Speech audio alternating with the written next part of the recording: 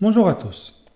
Alors maintenant, on va créer un autre microservice qu'on va appeler Teacher Microservice, qui va gérer les enseignants. Donc, tout à l'heure, on a créé le microservice département dans notre grand projet NADEM Spring Cloud. On a fait bouton droit, New, module, et on l'a créé. Ici, Spring Boot, on a créé le projet au sein dans notre IDE IntelliJ. Alors maintenant, je vais vous montrer une autre manière qui est aussi très utilisée pour créer les projets Spring Boot. C'est d'aller sur le site start.spring.io, le Spring Initializer. Donc là, je vais créer mon projet. Je vais le télécharger, je vais le décompresser dans le grand projet NADEM Spring Cloud et je vais ouvrir IntelliJ. Alors, on va aller tout doucement. Alors, le groupe, donc ici, bien sûr, Java, Maven.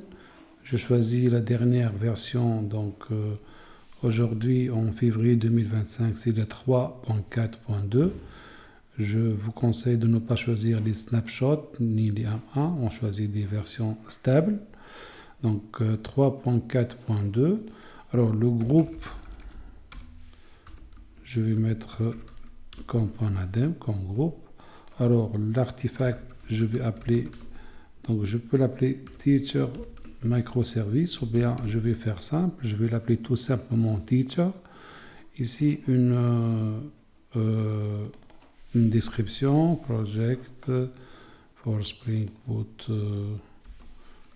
to manage teachers. Donc une description de votre choix.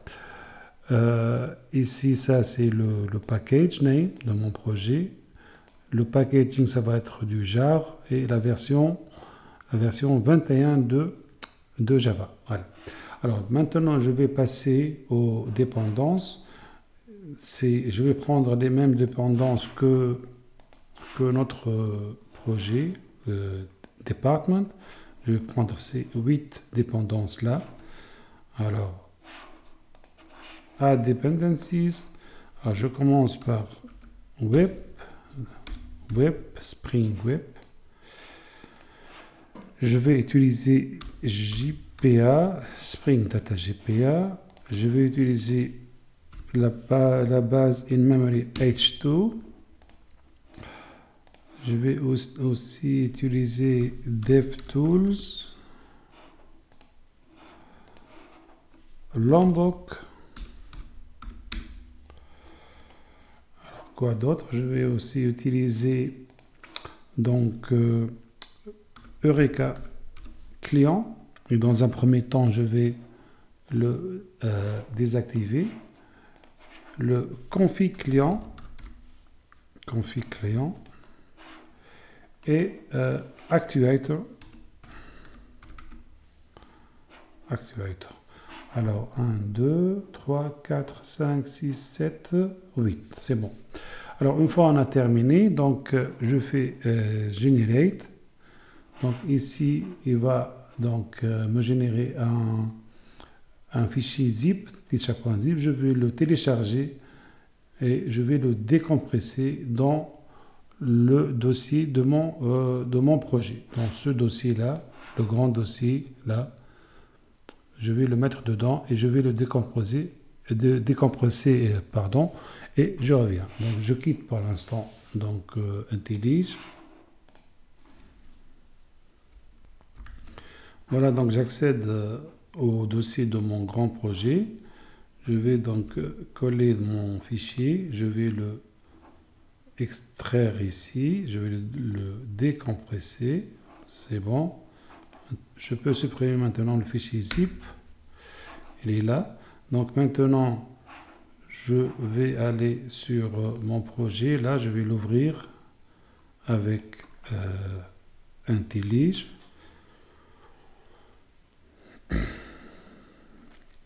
Donc voilà, j'ai mon projet département et là c'est mon projet teacher, et vous remarquez que Ici, vous avez le petit carré en bleu qui indique que c'est un module.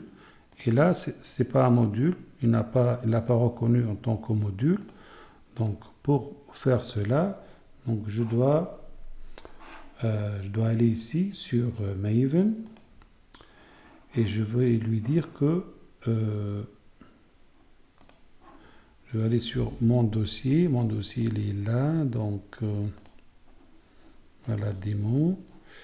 Voilà, teacher, ça, c'est un module. OK. Et voilà, vous voyez que donc l'icône a changé. J'ai le petit carré, il a bleu. Et là, il a reconnu teacher en tant que module Maven. Voilà. Maintenant, je peux donc commencer mon travail. Et alors, tout à l'heure, je vais faire la même chose, les mêmes étapes que j'ai faites avec le projet Department. Maintenant, je vais commencer par remarquez là que je l'ai appelé Teacher, non pas Teacher Microservice pour faire plus simple. Bien sûr, vous pouvez l'appeler comme vous voulez. Donc, je vais commencer par configurer mon fichier application.yaml. Donc, première chose à faire comme tout à l'heure, donc je vais renommer application.properties rename en application.yaml. C'est bon. Alors, je vais aller sur mon PDF, je vais faire un copier-coller, je vais copier. Je vais aller plus vite que tout à l'heure parce que tout ça, on l'a déjà compris. J'espère, bien sûr. Donc, je copie le contenu de ce fichier application. Là, ça, je vais changer ça en YAML, bien sûr. Ça, c'est YAML, non pas properties. Donc, voilà. Je supprime cette ancienne ligne et je colle le nouveau contenu. Alors, il faut faire l'indentation donc nécessaire, bien sûr. Je vais le faire tout de suite avec vous. Je vais mieux faire que ça pour aller plus vite. Donc, je garde donc server port 81. Alors, la première chose, donc je ne vais pas utiliser le port par défaut qui est 8080 puisque c'est déjà utilisé par notre premier microservice Department. Maintenant, je vais changer de port en 8081. Ensuite, alors j'ai Spring Application. Il faut toujours corriger l'indentation. Name.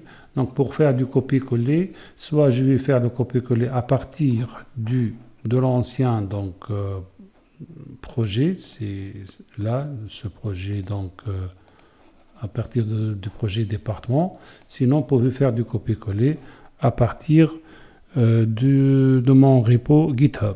Sinon, le PDF, ça induit en erreur, ça donne des choses comme ça.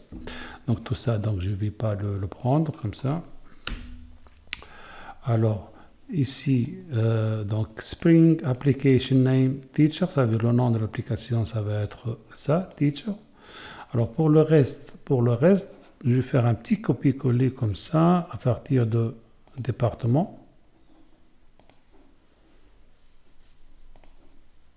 Ressources. Alors, je commence de partir de data. Tout ça, c'est la même chose. Donc, je prends ça et je vais coller ça ici. Donc, Spring Data Source, voilà, l'URL. Alors pour l'URL, je vais changer le nom. Donc le nom de la base, je vais l'appeler TeacherDB. C'est toujours la même base H2. J'active la console. La même chose pour la GPA. Donc Show SQL True. DDL Auto Update. Je désactive pour le moment le config server, donc l'utilisation de config server et de discovery server. Et pour ce management, ça concerne Actuator. Je vais activer tous les endpoints de Actuator. Donc avec ça, c'est bon.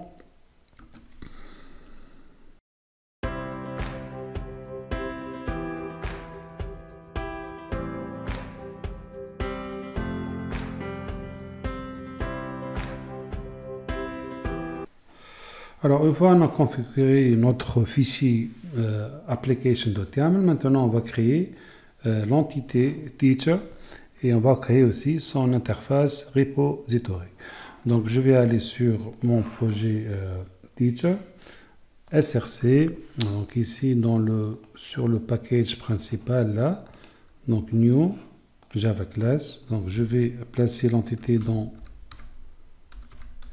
le package entities et la classe je vais l'appeler donc l'entité je vais l'appeler teacher et donc je vais coller le code ici. Alors ça il manque le alt entrée import class, voilà. Alors la classe, c'est une entité, je vais l'appeler teacher, donc l'ID, ça va être clé primaire dans la table, c'est l'ID identifiant, first name et last name. Donc je vais utiliser addData pour get resetter, noArgsConstructor pour l'argument, pour le constructeur sans argument, et allArgsConstructor pour le constructeur contenant tous les attributs. Donc voilà mon entité, elle est prête. Alors maintenant je vais créer son repo, son repository. Alors pour créer le repo, new Java class, donc c'est une interface.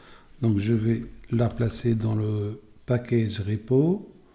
Donc je vais l'appeler donc teacher repository. Voilà. Alors ça c'est son code, vous l'avez dans le PDF. Alors ici le package c'est teacher sans S. L'interface teacher repository, extends JPA repository, teacher ça c'est l'entité et long c'est le type de son ID. Ça c'est du classique. Voilà, donc c'est bon. Donc j'ai créé donc l'entité et j'ai créé son repo. Ensuite, je vais créer maintenant la classe teacher DTO. Alors, new Java class, je la place dans le package DTO. Donc la classe va s'appeler teacher DTO. Son code, il est là. Donc, je vais déclarer comme attribut l'ID, un first name et un last name. Et je vais utiliser les annotations Lombok nécessaires. Voilà.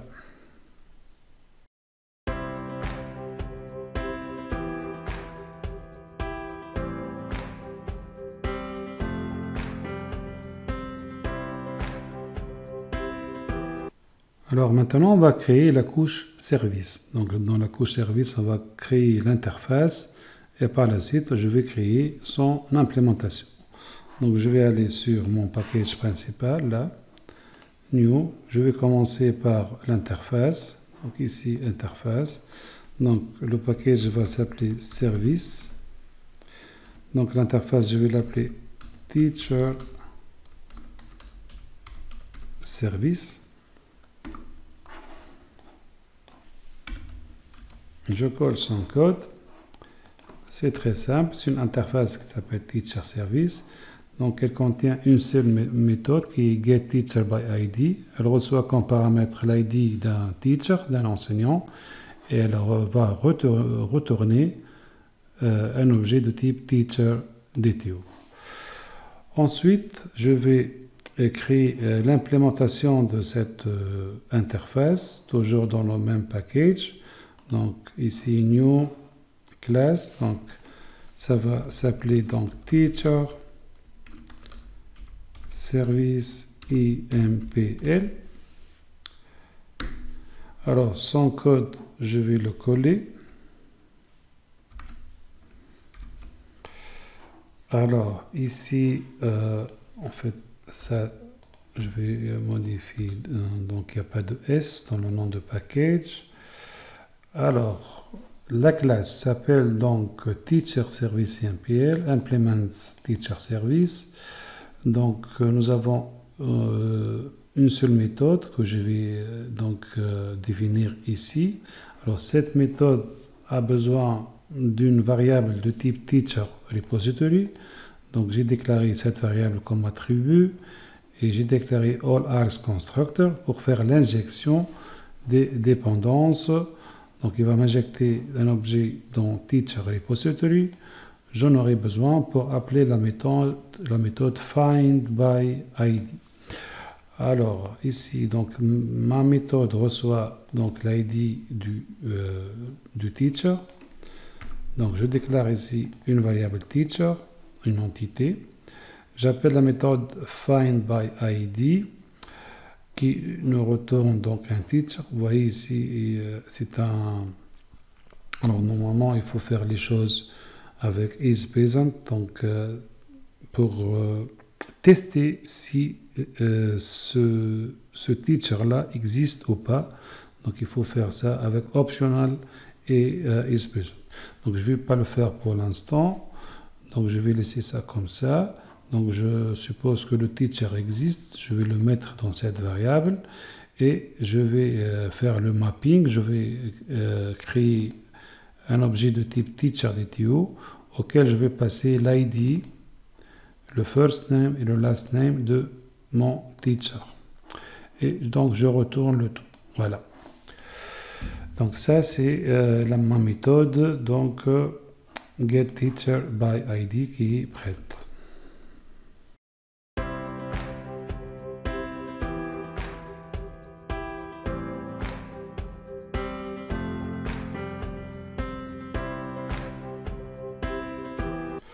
Alors, on continue. Maintenant, je vais créer la classe TeacherControl. Donc, je vais aller sur mon package principal, New, Java Class. Donc, je vais la placer dans un package que je vais appeler REST Controllers. REST Controllers. Et la classe, je vais l'appeler Teacher Controller. Alors, ça c'est son code. Sans S là, voilà. Les imports. Alors, la classe s'appelle Teacher Controller. La notation REST Controller. Pour son request mapping, c'est /API/teachers.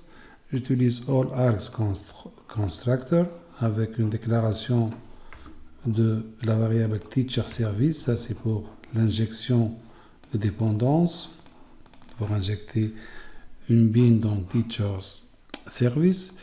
Alors, cette classe contient une seule API qui permet de retourner un teacher.dto si je fournis un ID. Donc, pour accéder à API teacher / je donne un ID et l'API va me retourner un teacher.dto sous forme de response entity.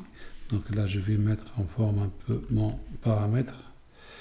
Donc j'ai un paramètre qui s'appelle ID de type long, path variable. Donc cet ID là, je vais l'utiliser pour appeler la méthode getTeacherById de mon teachers service. Et je vais donc retourner un response entity contenant un teacher.dto avec le statut HTTP status OK. Voilà, donc ça c'est ma classe TeacherControl. Alors maintenant, comme je l'ai fait pour le département, je vais insérer cette fois-ci un seul enseignant pour tester. Je vais l'insérer au démarrage de mon appli. Donc, alors je vais copier ce bin là.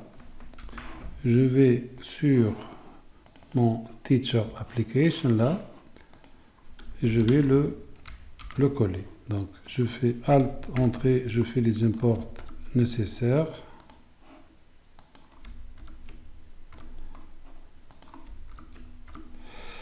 Alors, j'explique. Donc, c'est command line, c'est un bin.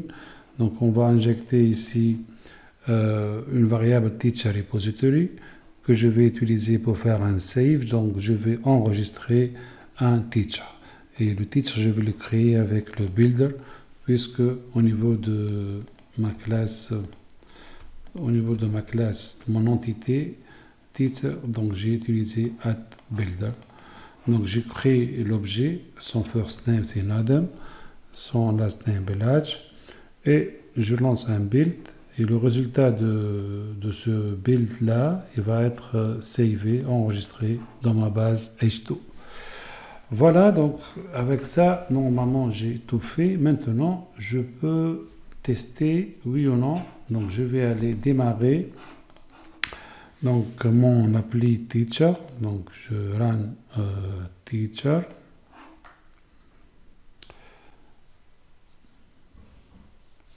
Et voilà, vous allez avoir ce problème. C'est à cause de Lombok.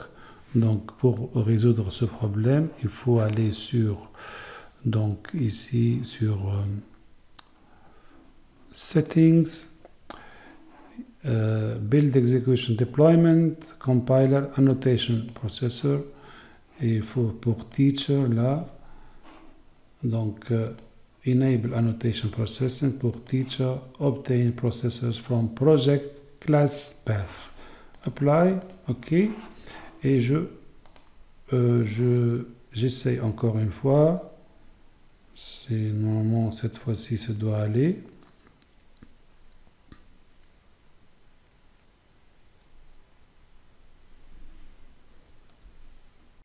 Alors je vais consulter ma base.